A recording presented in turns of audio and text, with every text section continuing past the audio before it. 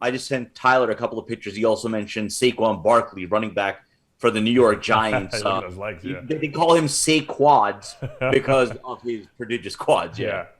Yeah. You know what? I think that if we got all the best athletes, like in football, baseball, and all the different sports around the world, like that are basketball. Basketball, these guys are a little tall. Let's focus on football and baseball. If you got the best athletes there, and you just said we're going to make you bodybuilders. We'll pay you millions of dollars to be bodybuilders.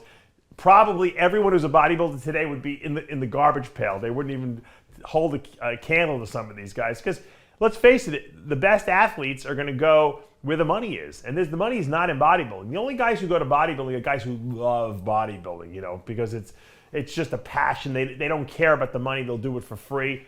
But if you're an athlete and you have the ability to make millions of dollars, playing football, okay, who in their right mind is going to become a bodybuilder if you can make it in the NFL and bank some serious cash? I mean, and plus become a celebrity. A lot of these guys go on to become commentators and they become talk show hosts like Michael Strahan. I mean, they get into acting. So I understand the appeal to these other high-end sports, but there's a lot of guys, and Bo Jackson would have been a freak of nature for sure. What about guys like Emmitt Smith, from the Dallas Cowboys, that running back? He was a tank also. Morris, who played for the Giants back in the '80s, was a little freak too.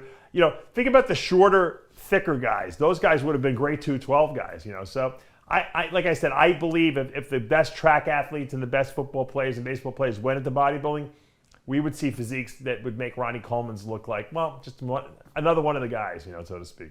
There was another one. I know you did a video on him about a year or 2 years ago, rather, when he was coming into the NFL draft.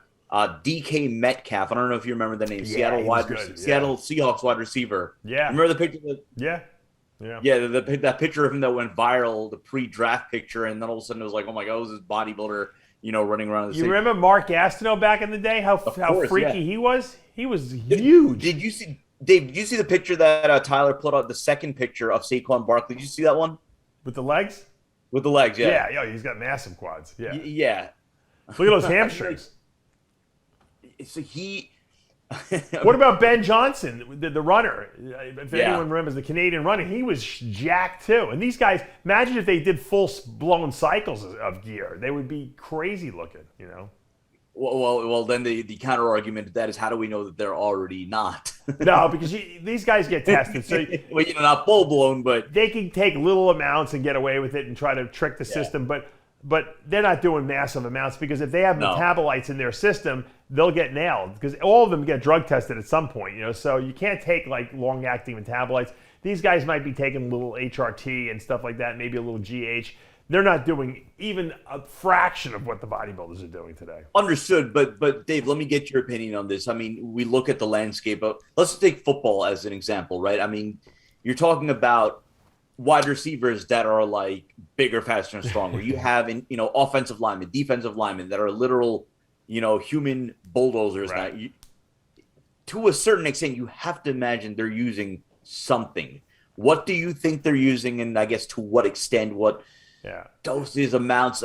Obviously, look, they're having to get around testing because all professional sports they test. Right. But to what extent do you think they're taking something?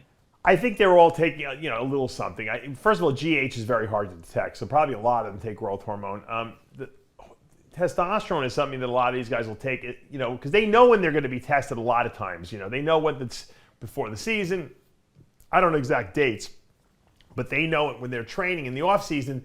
No one's bothering them. I'm sure that's when they're building strength and using something, to recover better. And then prior to the season starting, they're probably doing nothing, which is better because it actually makes them a little faster and more agile when they don't have any gear in their system. But they've already built the muscle in the off season, in their training season. So, I don't think everyone uses, but I think a lot of the guys do. And why? If I can get away with it, and I'm a professional athlete, you got to think that it's going to only help you be a better performer and make more money. So I understand. People say, "Oh, why'd that guy take stuff?" Oh, they all will get away with whatever they can get away with, and that's the way it goes.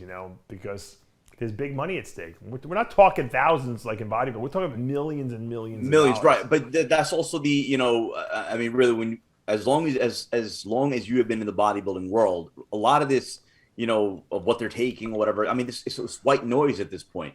I mean, for those watching this channel, right, you have to essentially be a hardcore bodybuilding fan, or you aspire to be a hardcore bodybuilder. Otherwise, you're not on this channel. Right.